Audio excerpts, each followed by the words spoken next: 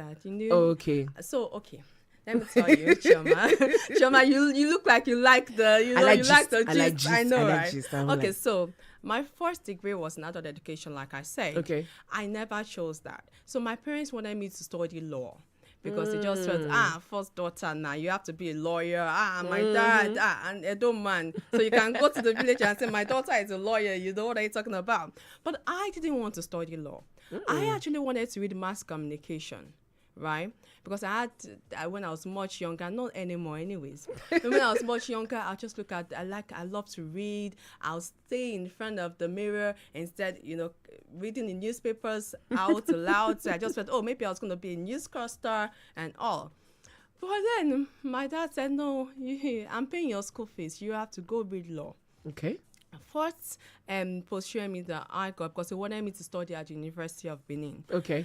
And the first pursuing me I got, I didn't pass. Not that I didn't pass. I didn't make it up to the cutoff mark for law. So my mom was like, okay, you know what? Let's try another university. Let's go to a private university. And I didn't want to go to a private university. Why not? I just didn't want to. That's a privilege.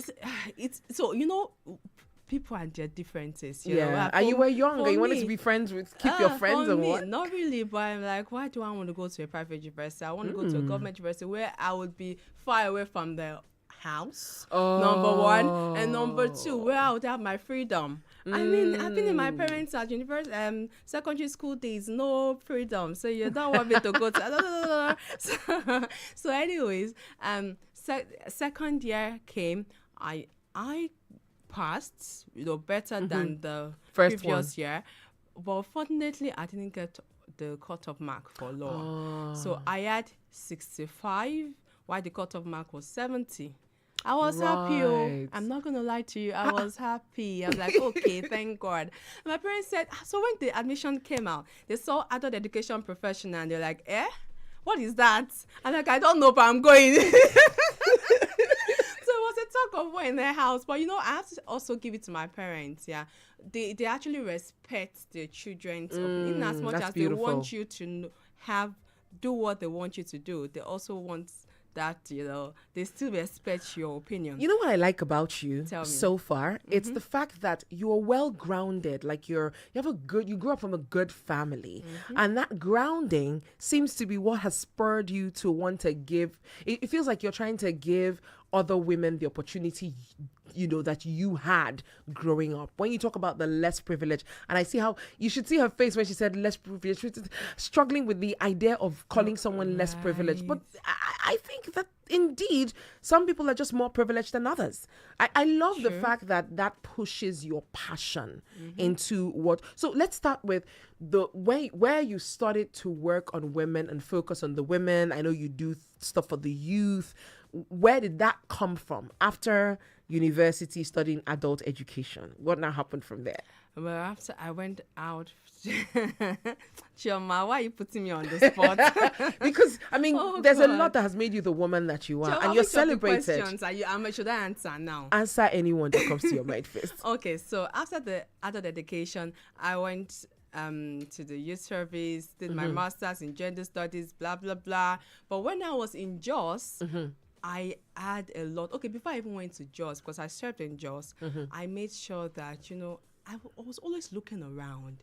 And I'll see these children, I'll see these women. I'm like, what's going on now? You know, the children out there, they're carrying their trade or yes. they're hawking. Oh, I served in Bauchi, so I know what you mean. Where you go to the Mami market and then they're sitting at your feet when you're eating and you see flies all over them. Those things used to ick me. And I'm like, where are their mothers? You know, I had an opportunity to actually meet with their mothers because you know, you like gist. My own gist is like I'm a tax auditor, so I like to go into, and then they just be like, okay, so where's the father right now in all this thing now? Where's the father? You see that most of them are single mothers. Yes. You know, they made a mistake, and some of these women are sharp.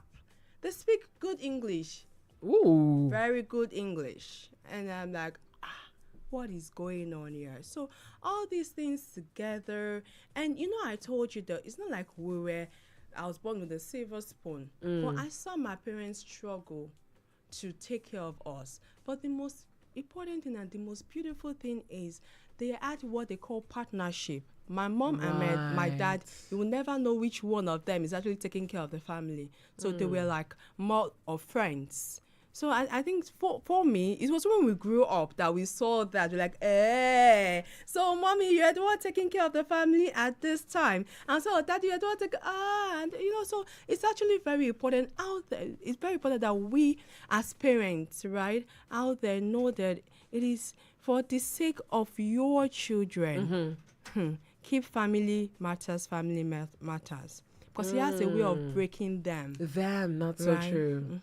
Has a way of breaking them. If you're just joining us, our today's woman, I need to call your name well. So pronounce it for me so I can call it well again. Ebosetale. Yeah. What's the surname? Okhueleigbe. Okay. Our today's woman is, I have my eyes closed, Ebosetale Okhueleigbe. Good. Yes? Fantastic. Yeah, fantastic. Oh, yes. Somebody just asked in the studio, what is the meaning of your name, Ebosetale? What does it mean? Oh. Ebosetale means whatever God says is final. Okhueleigbe. What does it mean? Okhueleigbe means, whenever people slander you, it will never harm or kill you. So people are going to slander you, know that, or talk evil about you, say evil about you, but it's never kill you. That is so beautiful. I know. How did you become a tax auditor, please? Because I can see the trajectory of of your gender analysis or gender analyst position. I can see from adult education to learning about gender analysts and analysis and how it works. But tax, how did you enter there? Okay. So first of all, I would like to say that there's nothing you put your mind into that will never work. You just have to be determined. So there's a popular quote from Jim Ross which says that you don't change by chance. So things don't happen to you by chance. It happens to you by change, right? And you have to learn to embrace change at every given opportunity. Right. So to me, I'd never imagined in my wildest dream that I was going to go into auditing, accounting, taxation. I didn't even know what tax is growing up. When in my teenage days, what's my business with tax? You know what? When they'll say that, when you're much younger, people are just providing for you. You don't pay bills. It's just adulthood. It's adulthood that just blew everything up. So after my master's, I was wondering, I'm like, okay, I think I would like to go to UN because I'm passionate about the downtrodden. I'm passionate about younger, less privileged people. I'm always very emotional when I'm talking about less privilege, and I can tell. I'm trying to be careful with that word. So I'm grateful to God, anyways. All right. So and then so after that, I just said to myself, all right, I tried UN. I didn't really try it enough. But I'm like, okay, let me just put in for UN. That didn't work out. I mean, I couldn't wait for it to work out. Let me be sincere. And I got an offer from the government to say, you know what, come and work for us, right? And voila, I saw myself in tax. I made sure that I grew. I learned accounting. I learned taxation. It was a field that I never knew about. Yes. It was new experience for me. But the more I learned about it, the more I was interested.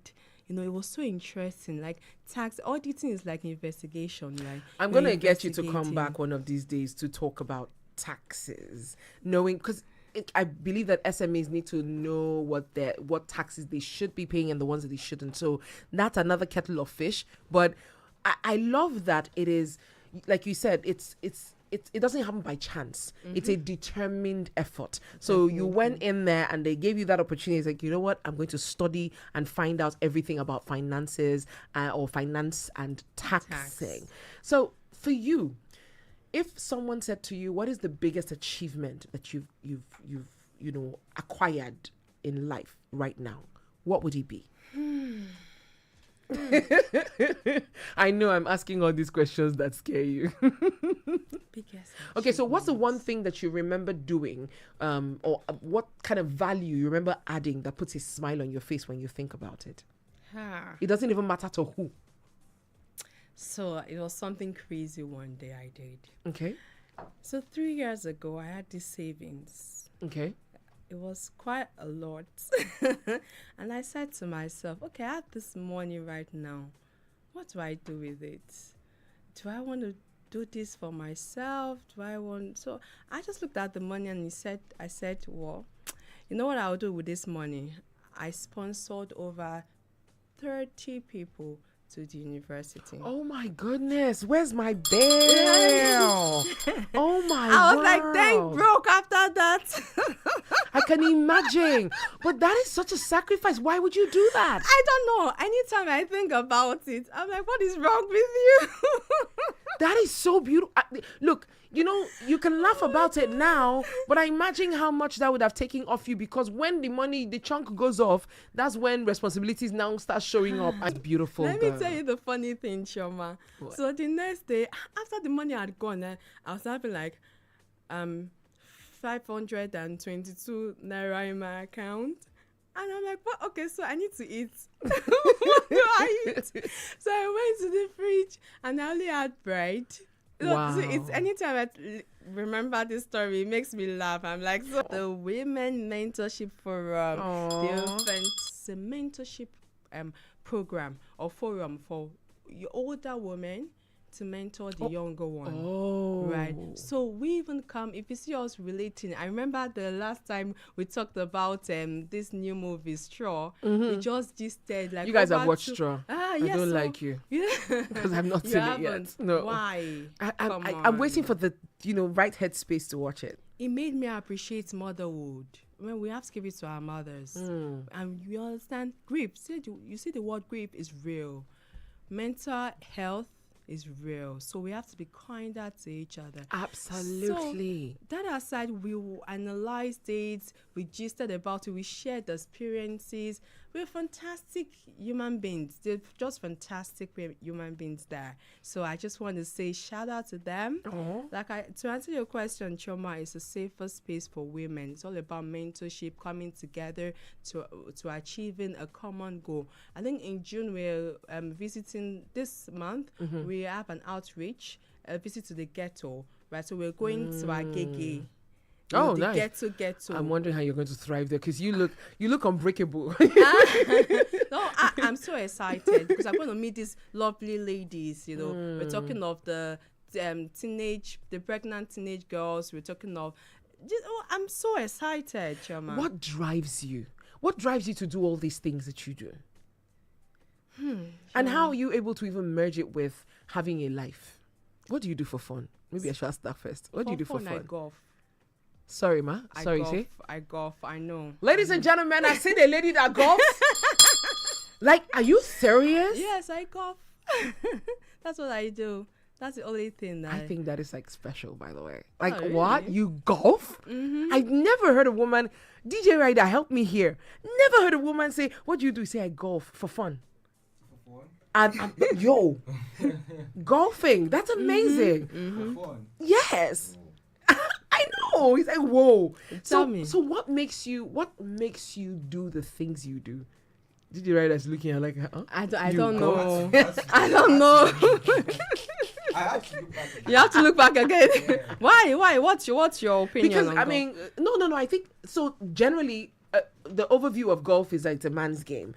Not that it says segregation, but we barely ever actually see women that play golf. Let alone actually do it for fun. So I think that's beautiful. So what drives you to do all these things you do? That's an interesting question. In 1 minute, because I know we're almost out of time. Oh, okay, really? See, it's just, I'll take God, I'll take God, because that's the drive, the Holy Spirit.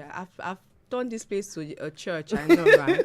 But I just have the Holy Spirit in me, right? And God is kindness. God is humanity, right? So that if you have the Spirit of God, you thrive more. You learn, and you know that you have to be kind to people that are close to you. People, strangers, very important. Now, how do I merge all these things together and still have fun? That's what they call time management. Very important. Time. I don't play with my time. It's very. I plan my day accordingly. I know what I want to do. So that's just it. Time management is key.